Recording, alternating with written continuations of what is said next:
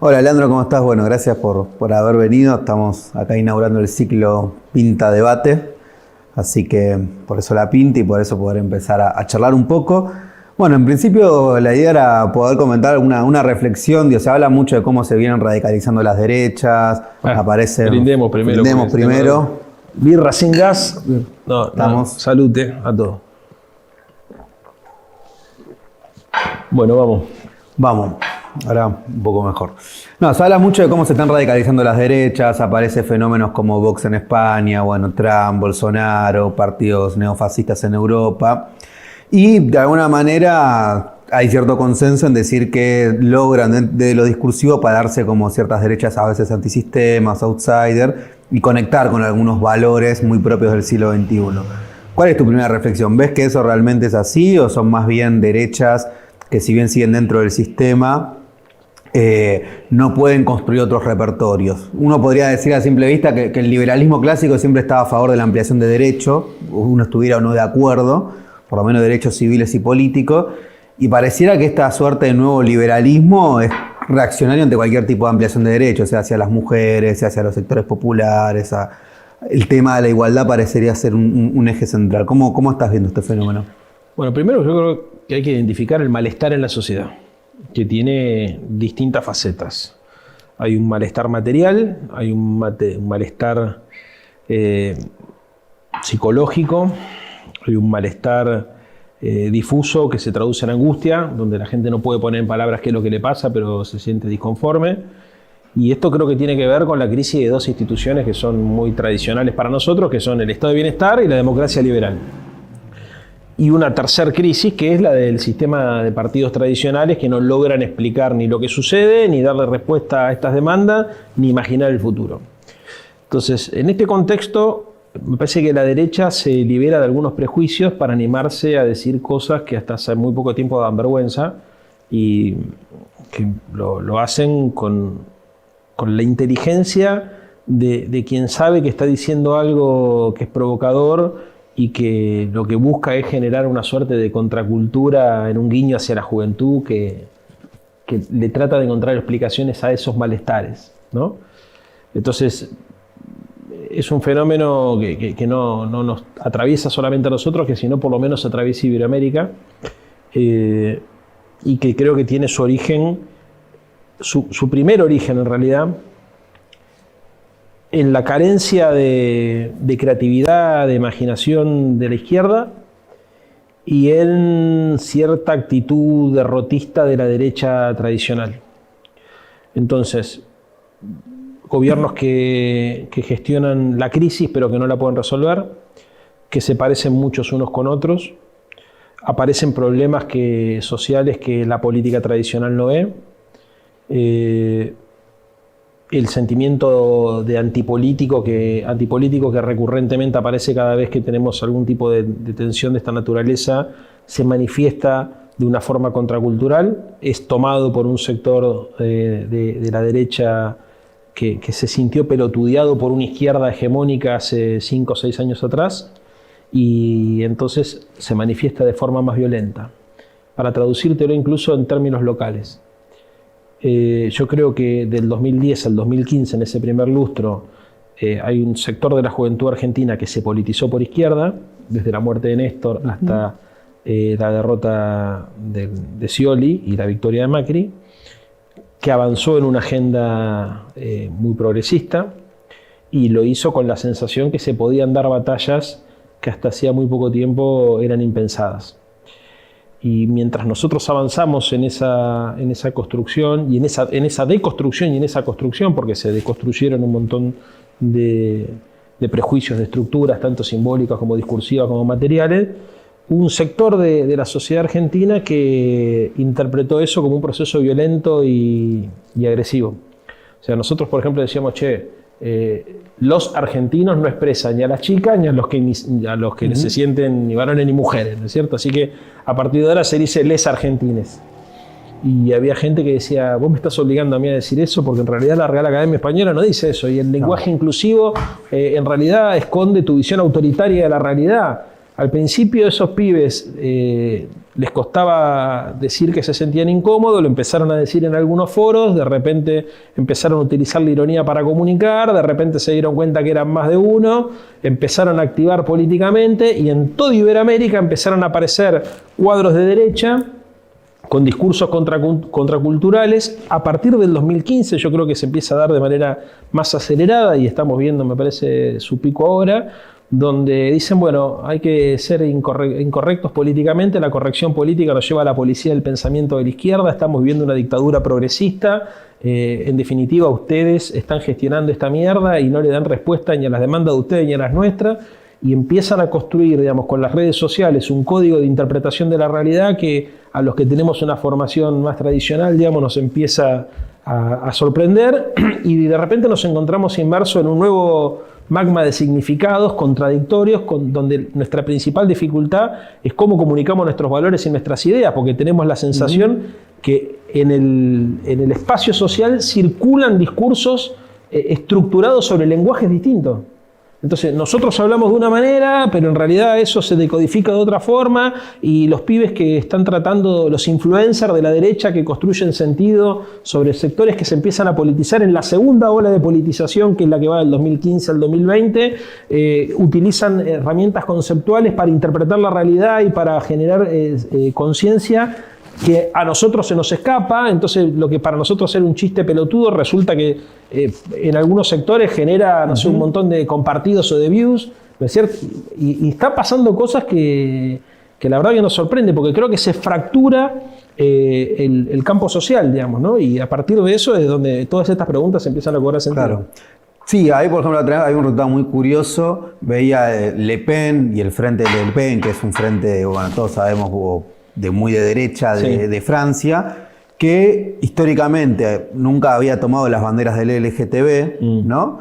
Y las empieza a tomar. Y empieza a tomar la bandera verde también. Y empieza a decir que en la lucha contra los inmigrantes, ¿no? O contra el islamismo, como lo llaman ellos, estamos todos, ¿no? Entonces empieza a decir hay que tener una bandera verde, el mundo musulmán castiga a los homosexuales y nosotros no. Entonces empiezan a incorporar otras banderas que les serán ajenas. Entonces, hay dos preguntas. La primera, ¿vos ves, sobre todo en nuestra derecha más criolla, que empiezan a incorporar banderas que uno podría decir no eran históricamente de la expresión de las derechas? Y la segunda, vos recién mencionabas el tema de que se genera cierta contracultura. Ahí, ¿cómo ves esta tensión? Muchos intelectuales de América Latina han planteado que si bien los gobiernos progresistas y populares del siglo XXI avanzaron mucho en la distribución de la riqueza, sin embargo, de alguna manera no se ganó lo que comúnmente se llamaba la batalla cultural, ¿no? Que el neoliberalismo no solo era un proyecto económico, sino que también era cultural, y que no, se pudo distribuir la riqueza, pero no se politizó esa distribución de la riqueza, ¿no? Y que de alguna manera los resortes, el monopolio de lo que comúnmente llamamos hegemonía, siguió siendo marcadamente con los valores de la élite conservadora, por decirlo de una manera.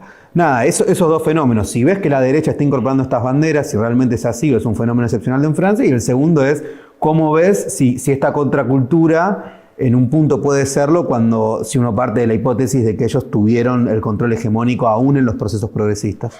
Sí. A la primera pregunta que me haces le respondo que sí. No hay ecofascistas como sí hay en Europa, en la Argentina, pero sí, por ejemplo, hay sectores que eran considerados minorías oprimidas por la mayoría blanca, occidental y cristiana, que empezaron a correrse de ese eje y a militar en un punto, digamos, más cercano hacia la derecha tradicional. Por ejemplo, sí veo que hay todo un sector de la comunidad gay que se ha radicalizado por derecha. Sí veo, por ejemplo, que hay un sector de la colectividad judía que en la Argentina históricamente ha sido muy progresista, que se ha radicalizado por derecha. Hay otras banderas que son tradicionales de la izquierda, además de la diversidad cultural, religiosa y sexual, digamos, que todavía no han recorrido ese camino. Esperemos que no lo hagan. Básicamente el tema de la discusión hasta ahora ecológica me parece que sigue estando más cercana a las coordenadas de la centroizquierda, de la izquierda democrática, que de la centroderecha, de la ultraderecha. Pero eso es una novedad. que nos está pasando y que, como casi siempre ocurre, digamos, nosotros intelectualizamos una vez que sucedió. Rara vez nos damos cuenta, mientras las cosas suceden, que hay algo que está cambiando de fondo. Bueno, históricamente, el caso de la BOVE, por ejemplo, mi familia materna judía, digamos, era progre, ¿no es cierto? Sí, sí. Y hoy tenés miembros de la colectividad que están muy a la derecha. No estamos hablando de un pensamiento republicano o conservador, estamos hablando de un pensamiento reaccionario. Igual es una generalización, pero hay algo que está cambiando. Segundo lugar, creo que el problema que nosotros estamos teniendo en términos de la conceptualización de la realidad es que la agenda de la derecha creo que es más específica que la agenda de la izquierda. Nosotros tenemos un compendio de buenas intenciones y de algunas ideas. Ellos tienen un compendio de proyectos de ley, de políticas públicas, tienen una cosa mucho más clara alrededor de unas ideas que son muy concretas, digamos, que puede estar de acuerdo o no, pero que se identifica muy fácil. De hecho, creo que una de las características que está asumiendo la derecha es la hipersimplificación del conflicto social, entendiendo que hay problemas. Por ejemplo, te dicen, la inflación es sencillo de resolver, es un fenómeno monetario. Dejás de emitir y se acabó la inflación, ¿no? Entonces, ¿y cómo se comprueba eso? Fíjate cómo emiten ahora y hay inflación. Pero bueno, en la Argentina, si vos, digamos, vas a decir que entendés de la inflación porque anticipás que mañana va a haber inflación, no entendés nada, porque ya sabemos que la inflación es un problema estructural que hace muchos años viene sucediendo en nuestro país. La pregunta es cómo logramos construir una economía sana que pueda ser estable y que garantice la distribución. A mí en ese punto, por ejemplo, hay algo que me llamó la atención, que dentro de los discursos de odio que se fueron arbolando, vos fíjate que en los últimos meses apareció la idea del parásito, ¿no? Que te la dice desde Mauricio Macri, desde Cornejo, es decir, tipos de referentes, esta idea de, bueno, algunos llaman aporofobia, construir el temor hacia el pobre, están los que no producen. Entonces, en la economía el problema argentino es que tenés 10 millones de tipos vagos, choriplaneros, cuca, como le quieran poner, que no producen. En esto que vos hablabas de cómo van simplificando el discurso y los efectos que tiene esa simplificación del discurso. Sí, claro, ya sabemos cuáles son. Alemania entreguerra. ¿Cómo? Es la Alemania entreguerra. Ojo con eso. ¿Viste? Cuando vos dividís el bien contra el mal, cuando encontrás un chivo expiatorio para explicar por qué las cosas no salen como nos gustaría, ¿no es cierto? Entonces hay que tener cuidado. Sin embargo, yo tampoco soy de los que piensan que la historia siempre se repite, ni siquiera eso que a veces se repite como comedia y a veces se repite como drama. No sé si eso es tan lineal, pero tengámoslo presente. Volviendo al tema, yo creo que nosotros necesitamos una agenda más concreta. A ver, uno podría decir, hay dos coaliciones en la Argentina, por ejemplo, que expresaron estas agendas, la coalición liberal y la coalición nacional popular. La coalición NACAM-POP era la que se construía alrededor de la industria y los sindicatos, la coalición liberal era la que se construía alrededor del campo y el sector financiero. Dentro de la coalición liberal había un objetivo claro que era la acumulación privada de capital y el crecimiento económico, en el mejor de los casos. Y dentro de la coalición nacional y popular, el objetivo también era claro que era el desarrollo económico y la distribución del ingreso. Ahora, fíjate qué paradoja. Cuando Macri fue gobierno, representante de esa coalición liberal que buscaba garantizar la acumulación privada de capital y que buscaba el crecimiento económico, no solamente tuvimos una caída de 4 puntos del Producto Bruto Interno, sino que las principales empresas del país tuvieron en 3 de sus 4 años balances en rojo. No garantizaron la acumulación, perdieron plata.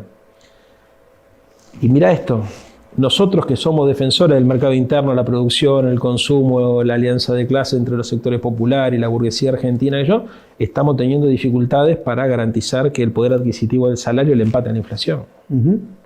Entonces, está claro que ahí hay un problema que se está resolviendo discursivamente en un sector de la sociedad por ultraderecha. No está ocurriendo lo mismo por ultraizquierda, que es que frente a la falta de realización política y el cumplimiento de los objetivos de ambas coaliciones, de este lado en realidad de la derecha, la cosa se está poniendo cada vez más cruda, porque inclusive la crítica por ultraderecha a la derecha es, ustedes por gradualistas terminaron haciendo kirchnerismo de buenos modales y no se animaron a hacer lo que había que hacer. ¿Qué es? Concretamente, reformar las leyes laborales, reformar el sistema público de jubilaciones, reformar el gasto público argentino, eliminando impuestos, reformar la seguridad social para que podamos después bajar esos impuestos y modificar la matriz tributaria para garantizar que las inversiones lluevan de la mañana a la noche, ¿no? Como supuestamente dijo Macri que iba a hacer, pero no se animó a hacer. Entonces, esa es la explicación de por qué la radicalización, digamos, por derecha y la aparición de este nuevo fenómeno, digamos. Lo que creo que todavía se necesita discutir y mucho es, en Iberoamérica, cuál es la agenda de la izquierda democrática, racional, nacional, feminista, con todos los adjetivos que sabemos que tiene que tener, para poder traducirla en un programa concreto de gobierno. Eso me parece clave, y era un poco lo que te quería ir preguntar. Es decir, hay cierta idea de que perdimos imaginación política, Sí. ¿no? Que vos decías, bueno, en el siglo XX había utopías y estaban claras, ¿no? Aparte, una parte del siglo XXI también. Y pareciera que ahora, porque nos gusta o no, la derecha construye una narrativa de futuro. Es decir, no solo denuncia el presente. Ellos te proponen un futuro. Te puede gustar, no gustar. Te puede decir Esteban Burrich, el futuro es la incertidumbre, te tenés que adaptar. Da la sensación que nosotros nos quedamos a veces, o logran, quedamos más hablando del pasado, del presente, y nos cuesta construir una narrativa de futuro. Nos cuesta volver a enamorar desde una imaginación política que salga a veces del status quo, ¿no? Y esto de ser un poco más irreverente, de incomodar con algunas cosas. Y ahí vos decías las agendas, ¿no? Obviamente que el COVID implica una crisis, y toda crisis también es un terreno fértil para que crezcan, para discutir la pospandemia, ¿no? O sea, apareció el derecho a la desconexión, apareció la idea del pacto verde, aparece el impuesto a la fortuna, aparece la economía del cuidado, es decir, muchas agendas que capaz no es que no existían antes, se empiezan a visibilizar en concreto, es decir, la brecha salarial, cuando hay una cuarentena, queda muy en claro cuáles sean las tareas remunerativas o no remunerativas y las tareas del cuidado, un planteo histórico de los feminismos. Mi pregunta hacia eso, ¿cómo ves vos, poniendo el foco ahora más en este lado, en las izquierdas o los campos populares, cuáles deberían ser las utopías o en qué cosas ve que habría que recuperar cierta imaginación política y cierta agenda novedosa? Primero, creo que no hay que dejar que la derecha se quede con la bandera de la libertad, porque ellos tienen una concepción negativa de la libertad, en el sentido de la filosofía del derecho negativa de la libertad, ¿no? O sea, de ausencia de restricciones. Para la derecha la libertad es la posibilidad de hacer lo que el libre albedrío mande sin que venga el Estado a decirte hasta acá podés llegar. No hablan del mercado, porque al mercado lo asemejan como el ámbito de la libertad plena, ¿no? Ahora, para los que tenemos una formación distinta, posmarxista, gramsciana, nacional y popular, llamarlo como quieras, socialdemócrata, la idea de la libertad está asociada a un fenómeno positivo, que es la de generar capacidades para que las personas puedan materializar esos derechos que formalmente hemos conquistado. O sea, vos podés tener derecho hoy a estudiar, pero si no tenés un mango y tenés que laburar 18 horas por día, ese derecho queda en abstracto. Entonces ahí es donde viene el tema de la intervención del Estado, porque para garantizar esos derechos alguien los tiene que pagar. Y esa es una discusión que nosotros no siempre hemos dado con inteligencia, la discusión entre la libertad positiva y la negativa, digamos, ¿no? Segundo lugar, creo que hay un problema grave en nuestra formulación teórica, que es que nuestras ideas, como siempre solemos decir, están asociadas a un concepto que se debe problematizar y profundizar mucho más, que es la idea de la igualdad. O sea, cualquier persona entiende el valor de la libertad, la entienda como la entienda, de manera negativa o de manera positiva. Pero el valor de la igualdad es un valor que necesita ser reflexionado, meditado, discutido, problematizado.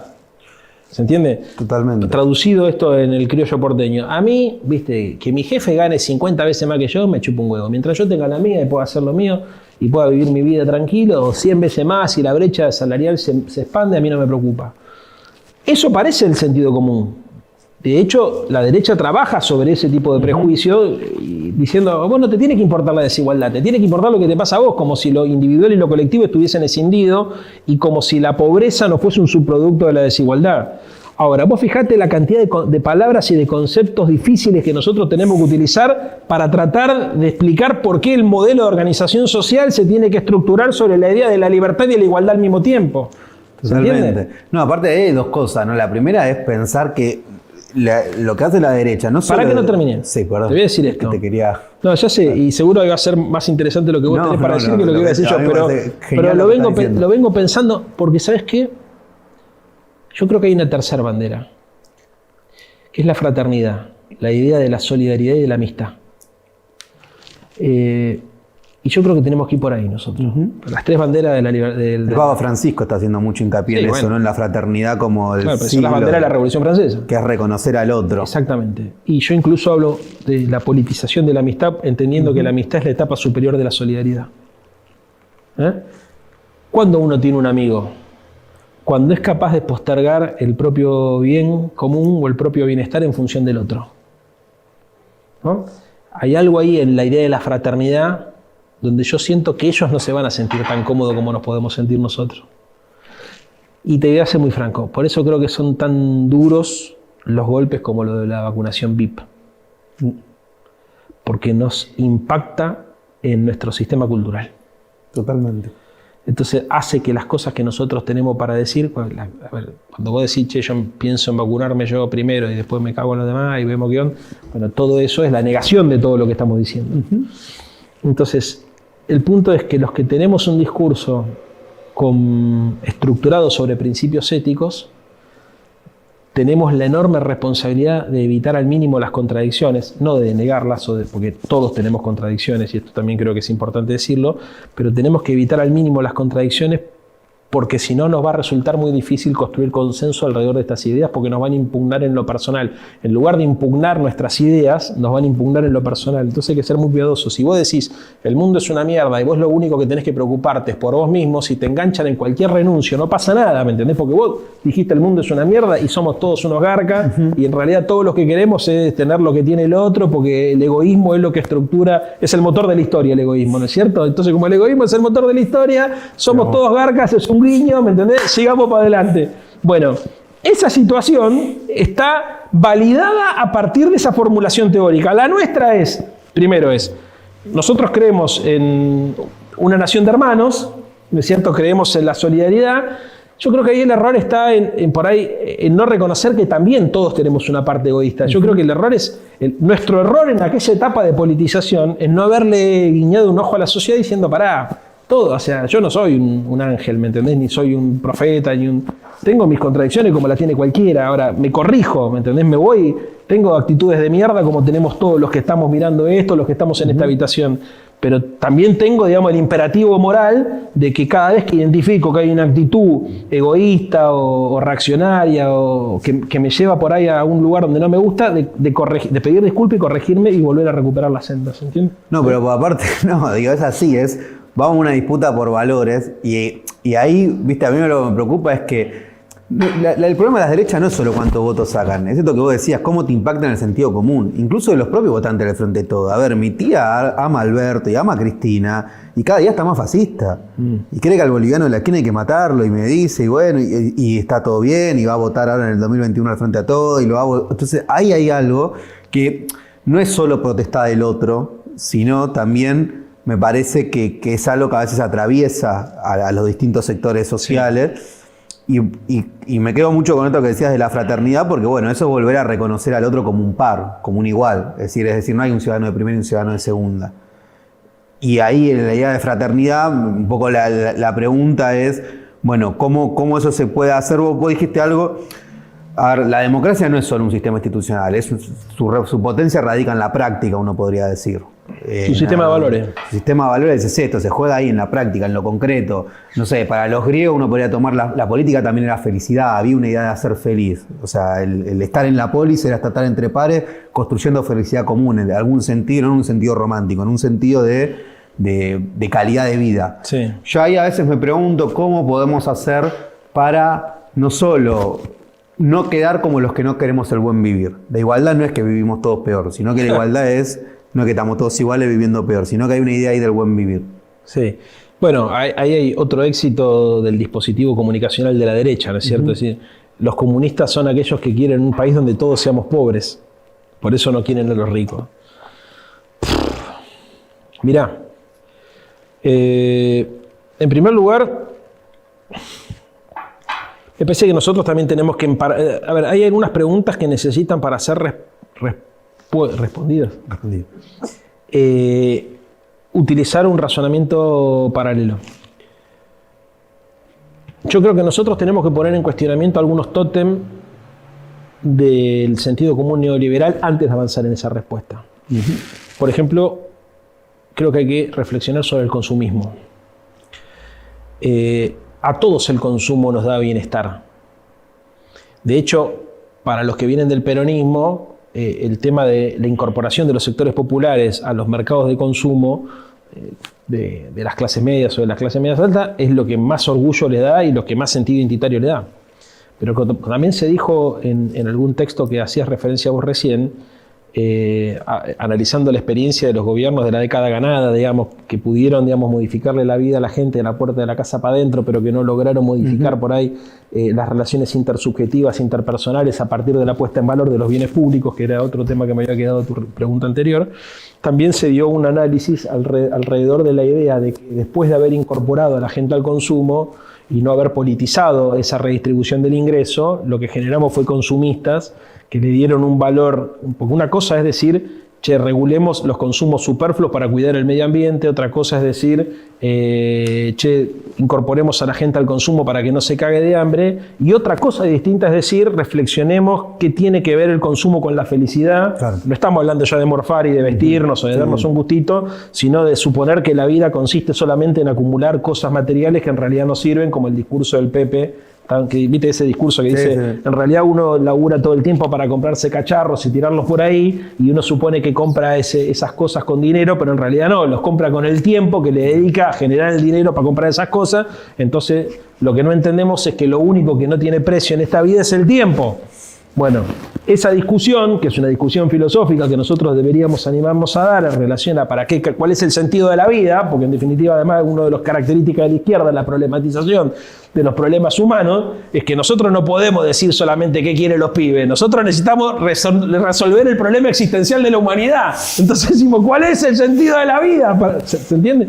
Bueno, esa locura nos lleva muchas veces a tener que encontrar soluciones que aborden todas las problemáticas. Bueno, a veces para abordar esa problemática, para mí es importante volver a un concepto que es el de la austeridad, que no es lo mismo que, a ver, la austeridad no significa pobrismo, como diría Pepe, ¿no?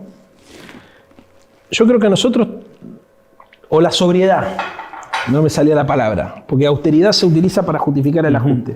La sobriedad creo que tiene que ver con la idea de revincular, de poner en valor las cuestiones humanas, el tiempo libre y relativizar las cuestiones materiales. Si nosotros no logramos poner en crisis esos tótems, si nosotros no logramos discutir en términos existenciales el modelo de vida que nos proponen, no podemos desarticular el sentido neoliberal de las cosas ni dar la batalla cultural. ¿Entendés? Es importante que nosotros nos animemos a discutir sobre qué valores tenemos que organizar una sociedad más allá de la obvia necesidad de garantizar los consumos elementales de las personas. Y creo que hay que animarse a incluir una dimensión que es la dimensión del tiempo. Sí, sí. Es otro debate que la derecha no da. Para ejercer la libertad, lo primero que tenés que tener es tiempo. Para disfrutar del amor, lo primero que tenés que tener es tiempo. Y lo primero que te quita el sistema de hiperexplotación capitalista, de superproductividad y todas las cosas que ya sabemos, es el tiempo. Muy interesante ahí. Hace poco hay un filósofo, Byung-Chul Han, surcoreano, que planteaba esta idea de que en el ocio puede estar la alienación también, ¿no? El tipo decía el tema del tiempo, cómo se fue regulando, donde vos te quedás hasta las 3 de la mañana viendo Netflix, incluso a costa de llegar tarde al laburo, pero que de alguna manera estamos en sociedades donde el neoliberalismo te va planteando la depresión, la autodepresión, no la rebeldía, sino te crecen la venta de psicofármacos, crecen las enfermedades que tienen que ver con la salud mental. Y hay una idea, se puede compartir o no, medio de bueno, ojo con que a veces en eso que llamamos ocio, divertimento, hay cierta contradicción y hay cierta alienación. Y a mí me venía también muy a la cabeza un ejemplo muy ilustrativo, viste que en su momento en Bolivia luchaban para que las cholas puedan ir a los shopping, ¿no? Entonces, porque no las dejaba ir la derecha racista, entonces la lucha del MAS era que la derecha las cholas puedan ir a los shopping. Bueno, finalmente logran que las cholas puedan ir a los shopping y después los shopping hicieron ofertas distintas y esto que volvíamos a la idea de pensar en consumidores y no ciudadanos. Entonces después esa misma lucha que tenía su fin frente a una frontera que le ponía, después la propia derecha lo terminaba incorporando de una lógica de consumo. ¿Sabés qué creo? Pará, un minuto. Sí. ¿Qué me parece ahí? Que yo si fuese boliviano trabajaría para que las cholas puedan entrar a los shopping. Y entren y además hasta trabajaría para que tengan y gasten. Pero también trabajaría para que a las hijas de las cholas no les resulte tan aspiracional entrar a los shopping. Claro. Porque yo la entiendo a la señora que durante muchos años quedó de la parte de afuera y decidió estar. A ver, la vida es una sola. Probablemente no exista Dios y probablemente, digamos, no exista reencarnación. Entonces, dejad a la señora que entre. Ahora, si nosotros pensamos más allá de todo esto, también relativicemos la importancia simbólica ¿me entendés? De incluirnos dentro de esas tramas de significación. Porque en realidad la señora no es que quería consumir, la señora quería ser parte. Ser parte, claro. Totalmente. Bueno, ahora te llevo un poco más acá. Sí. ¿No? Vos decías acá lo del lenguaje. Me hacía acordar hace poco, Saborido le preguntaba y me decía, ¿qué quilombo explica del hombre nuevo? ¿No? Si no empezamos a explicar las cosas un poco más sencilla, es muy difícil, porque mi tía está ahí en Bernal viendo la tele y si le explica el hombre nuevo y todo lo que queremos decir. A ver, yendo un poco más acá, a la Argentina. Sí, dale. Es probable que a tu tía no le tengamos que explicar el nombre, le tengamos que estimular con otras ideas. Pero no podemos renunciar a la idea de que a las pibas y a los pibes que les preocupen las cosas más o menos dentro del sistema de valores que nos preocupan a nosotros, estos temas no se traten y no se toquen. Yo sé que nos aleja del debate masivo las cuestiones más de fondo y filosóficas y más cercanas a los valores de las utopías, digamos, ¿no? Pero por otro lado es indispensable, porque si no tenés mucha gente que trabaja para la construcción del hombre nuevo y la mujer nueva, para que vean que me he deconstruido, va a ser muy difícil dar esos otros debates, porque necesitamos un ejército de capitanes que estén motivados por valores trascendentes y que puedan dar batallas cotidianas. Totalmente. Hay quien era Jameson el que decía es más fácil imaginar el fin del mundo que el fin del capitalismo, ¿no? Y es total, ¿no? Vos estás todos los días viendo películas en Netflix, el capitalismo se cae por un maremoto, por un tsunami, por una pandemia, pero no hay una que te diga que se cae porque se pueda pensar un modelo distinto al capitalismo. Bueno, dicho esto, ¿no? Yendo a lo que tiene más que ver con nuestra coalición de gobierno, con el Frente de Todos, Linera, viste que plantea el tema de las tensiones creativas, ¿no? Él dice, bueno, en un bloque histórico pueden existir tensiones que son creativas en la medida que no lastiman, sino que dinamizan ese proceso. Creo que vamos a compartir que el Frente de Todos es uno de los frentes más plurales y diversos, hasta me animo a decir desde el Frejulio, de la vuelta a la democracia, seguro, ¿no? Que tiene una capacidad de diversidad, no solo en sus identidades políticas, tener peronista, progresista, sino que también tener movimientos ambientales, movimientos sociales, movimiento obrero, etc. Bueno, ahí la pregunta es si tenemos que recuperar imaginación política, si tenemos que tener una agenda más concreta, si tenemos que tener una agenda que no renuncie a los valores, pero que además le pueda hablar a los masivos. ¿Cómo explicamos, cómo ves hoy el Frente de Todos? Si ves que realmente la ves como una coalición, lo ves como un frente, lo ves en un proceso de transición, ves que tiene una metodología que se puede haber consolidado. O sea, ¿qué análisis de estos 2 años, que ya se lleva casi 2 años desde el triunfo? No, creo que el Frente de Todos es solamente un frente electoral. ¿Y eso lo ves bien? ¿Ves que habría para el orto lo veo, claramente. Claramente, creo que es, yo te decía al principio, dentro de las instituciones que están en crisis, está en crisis el sistema de partido. Yo creo que, o lo que represente simbólica y equivalentemente un partido político hoy en nuestra realidad. Mirá, si nosotros queremos transformar la sociedad, vamos a tener que transformar el Estado. El aparato del Estado tiene que ser un objetivo a ser transformado. Ahora, para transformar el aparato del Estado, vos tenés que previamente tener un partido de cuadros, una organización política de intelectuales orgánicos a lo Gramsci, no de gente que sabe leer y habla en palabras difíciles, sino de personas que piensan lo colectivo y lo comunitario en función de un objetivo que los trasciende. Y eso en la Argentina no está, ni para la derecha ni para la izquierda. Y después, o antes de eso, tenés que tener un modelo de militante. Son 4 cosas que nosotros tenemos que repensar: el modelo de militancia, el modelo de partido, el tipo de Estado y el modelo de sociedad. ¿No te da la sensación que para quienes venimos de la militancia, como vos, yo y bueno, y muchos que seguramente nos están escuchando y muchas, en esto de la falta de imaginación política, a mí un poco la sensación que la militancia parece que es solo satisfacer demanda? Claro. Que está bien, que como a corto plazo, pero que perdimos cierto norte de la militancia es mucho más que satisfacer demanda. Sin duda, sin duda. por ejemplo, es generar nuevas demandas. Exactamente.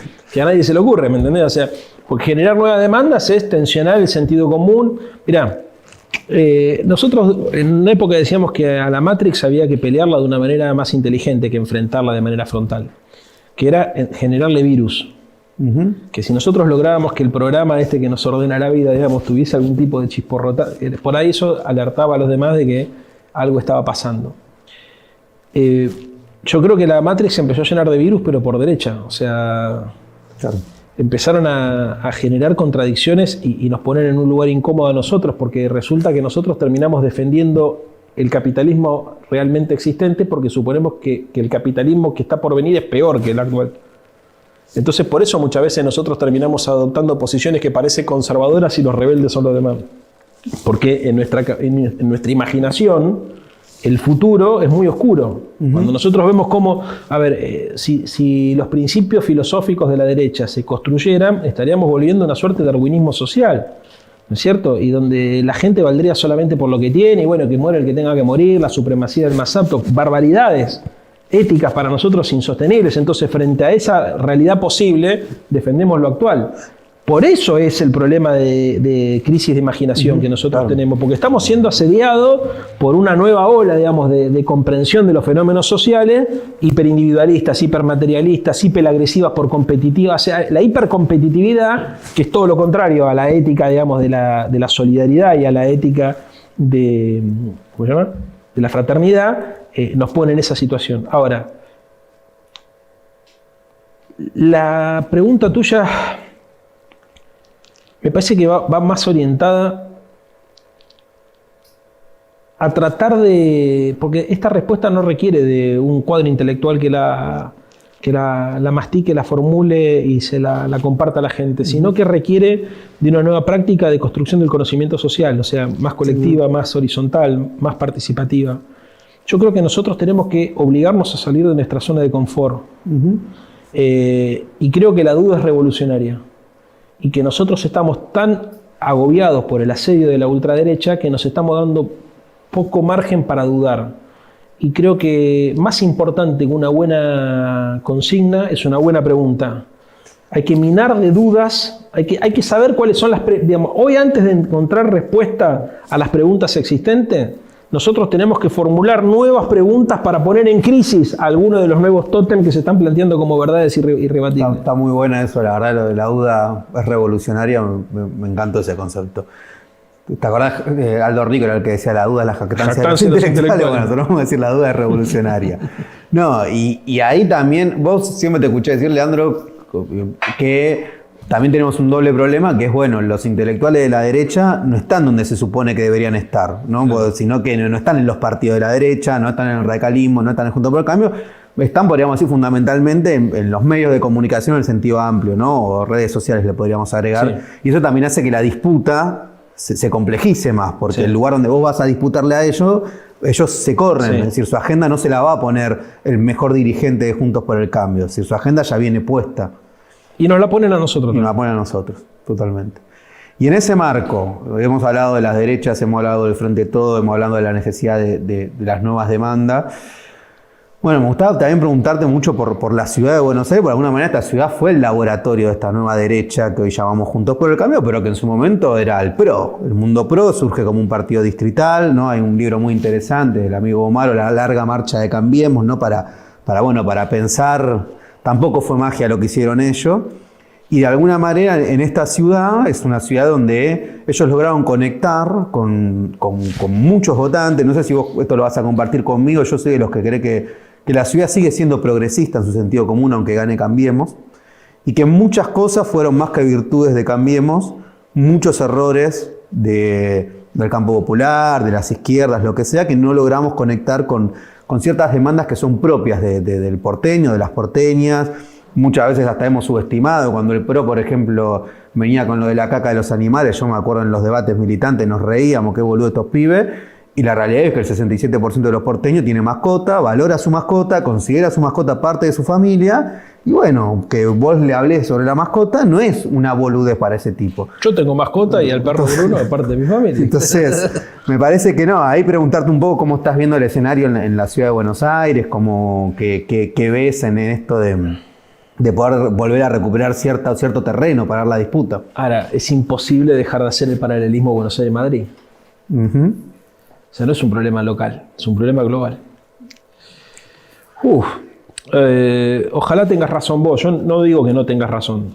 Tampoco digo que la tengas porque no lo tengo reflexionado. Así que me inclino a creer que la tenés, porque pensás las cosas y si la pensaste debe ser así, que Buenos Aires sigue teniendo un componente progresista. Seguramente tengas razón, pero ahora cuando me vaya de acá me iré pensando en eso.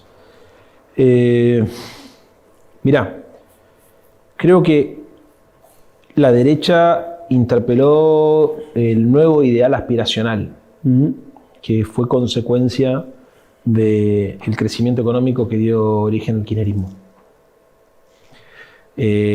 Mientras nosotros hablábamos de movilidad social ascendente, de mercado interno, ellos le hablaron al sujeto que dio origen a ese proceso.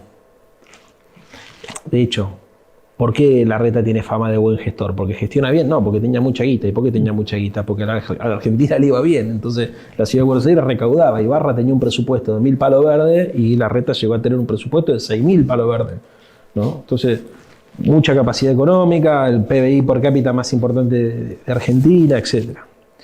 Segundo, se operaron cambios en el sentido común de la sociedad argentina.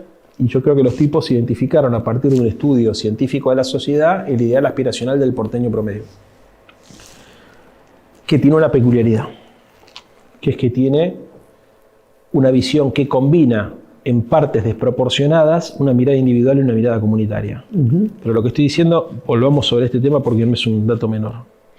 Dije en partes desproporcionadas pero que conviven. O sea, el porteño promedio o la porteña promedia tiene una parte de sus ideales aspiracionales orientadas hacia la realización personal y una parte orientada también hacia la concreción de objetivos comunes. Lo que pasa que mi percepción es que la mayoría de los porteños, la dimensión individual pesa más que la dimensión colectiva, pero no es lo mismo decir... Vos te referís, perdón, ¿no? Por ejemplo, a la idea de barrio, a la idea de vecinos, claro, o sea, acá hay una idea de colectividad. Pero te voy a poner un caso concreto, el tema de la educación. Todos valoramos la educación, ¿no? Ahora, para un militante progre o un militante peronista, la educación, para no hacer esa distinción estúpida que hacen algunos pelotudos entre el progre y el peronista, estoy diciendo una persona que tiene el corazón a la izquierda, que es sensible, que es, digamos, que tiene los valores que representamos nosotros, más allá de las diferencias y de los matices, cada vez que se habla de educación se habla de la escuela pública. Ahora, para un porteño promedio o una porteña promedio, la escuela no necesariamente es la escuela pública.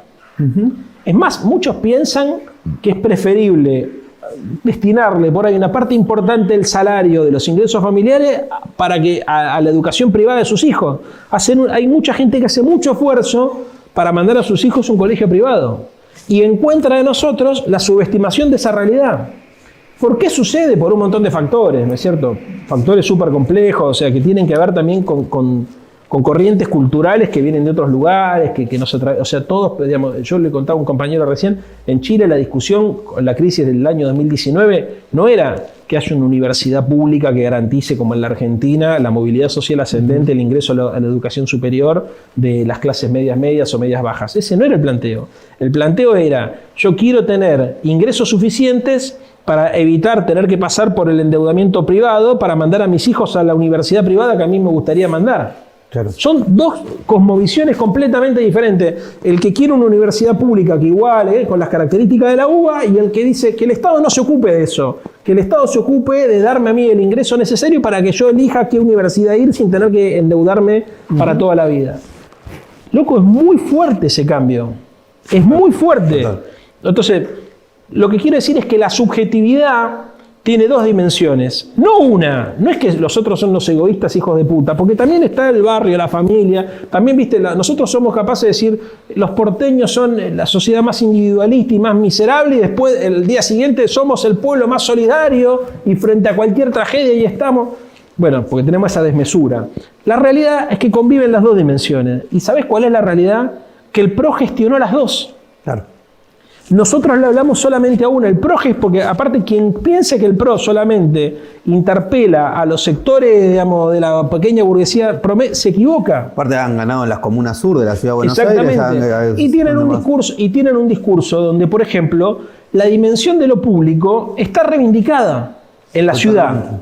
En la ciudad eso pasa, por ahí en otras provincias el PRO es más duro, pero en la ciudad los tipos no te dicen hay que cerrar, los tipos te hablan de la educación pública, aunque después de finanzas... La plaza te dicen, mirá todo lo que hicimos en el parque, en el espacio. Entonces hay una complejidad que nosotros no logramos descifrar y desarmar, entonces le contestamos a eso con un discurso que termina siendo un discurso de minoría. Capaz que por eso Costa Salguero es algo que les dolió. Exactamente. Porque desnudó un poco de, ojo. Bueno, lo que pasa es que en Costa Salguero, ellos que se la pasaban defendiendo la propiedad privada, se encontraron con que estaban transformando propiedad pública en propiedad privada. Y esa es una buena explicación de lo que yo creo que hay que hacer. Hay que defender las dos cosas.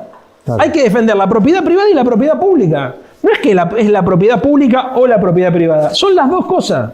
Que haya propiedad privada, el que no entienda que la propiedad privada es parte constitutiva de nuestra sociedad no entiende nada. Ahora, quien crea que la única forma de propiedad o el único régimen de propiedad es el régimen privado de propiedad, se equivoca. Hay propiedad comunitaria, hay propiedad estatal, hay muchas formas de propiedad, que es el tipo de discurso que nosotros tendríamos que tener para tratar de romper la hegemonía neoliberal. Totalmente, totalmente. Aparte, muchas veces los que en nombre de la propiedad privada ni siquiera defienden la propiedad privada, es decir, el caso de los homeless, el caso de tierras públicas que se han adueñado determinadas élites. Bueno, la última, y bueno, de nuevo muchas gracias por estar acá en este ciclo de conversaciones.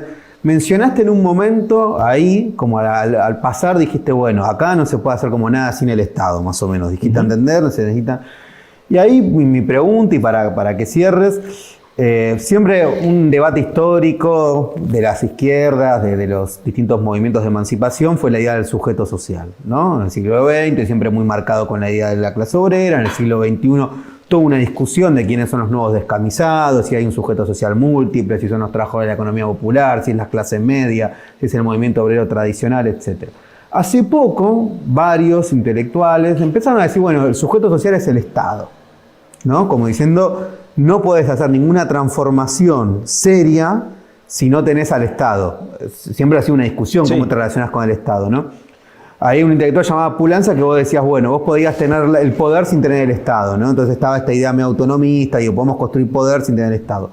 Mi pregunta es, el Estado, ¿cómo lo ves de acá a los próximos años? Es decir, ¿cuál tiene que ser un proyecto político transformador, el rol del Estado en ese proyecto?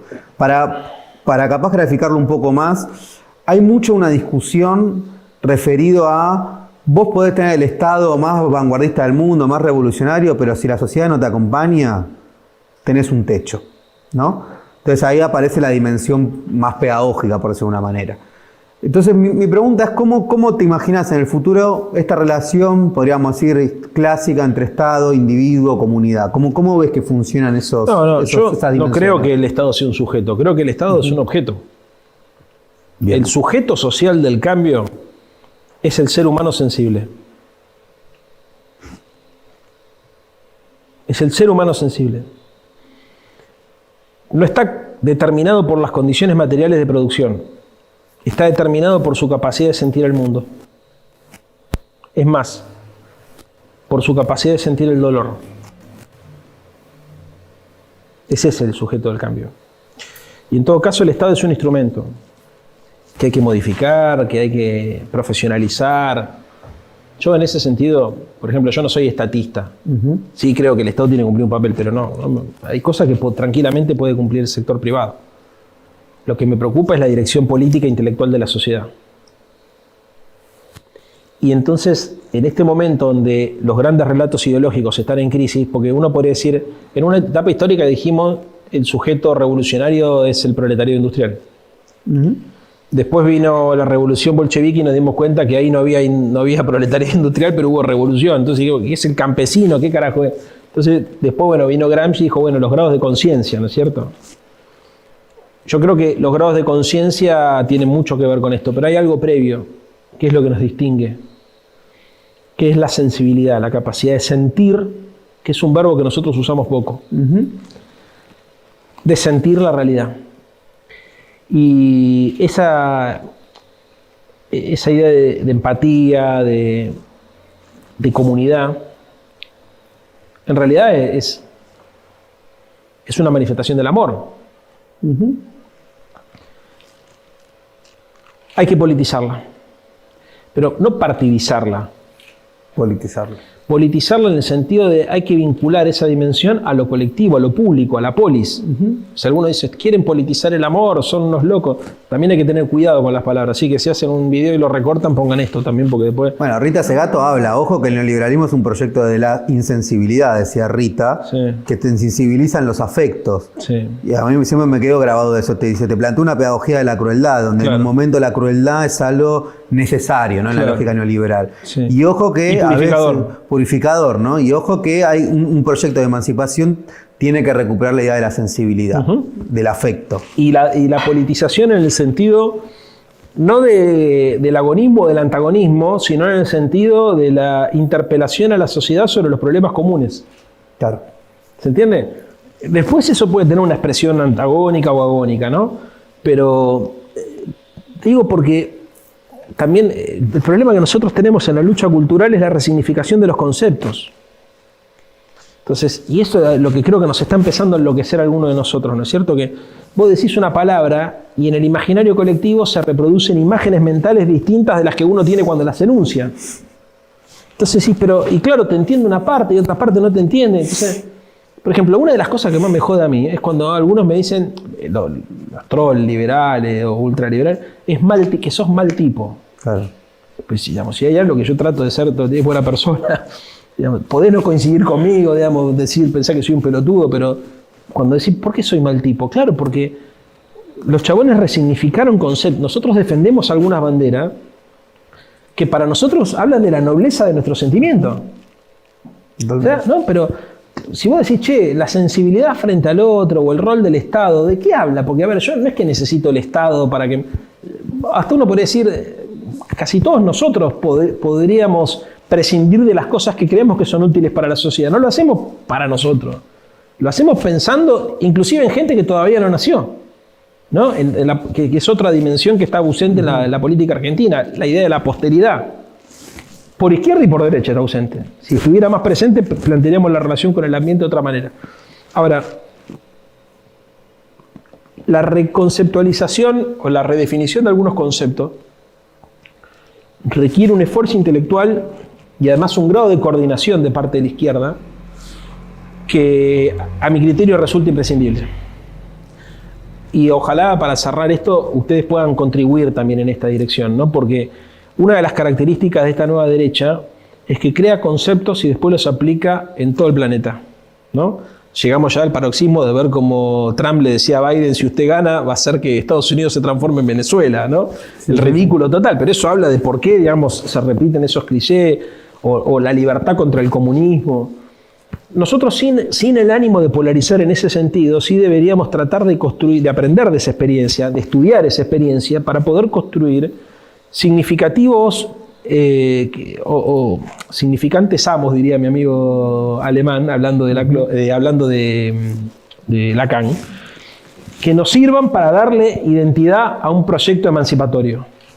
Jorge, abrazo. Bueno, acá cerrando con Jorge, recomendamos ahí el libro Ideología que acaba de salir. Justo hoy salió una nota que decía la ultraderecha se apropió de la palabra libertad y tiene que ver con algo que vos decías al principio. Así que bueno, muchas gracias Leandro, la verdad que un placer haber estado acá dialogando. Bueno, muchas gracias por la cerveza, muy rica.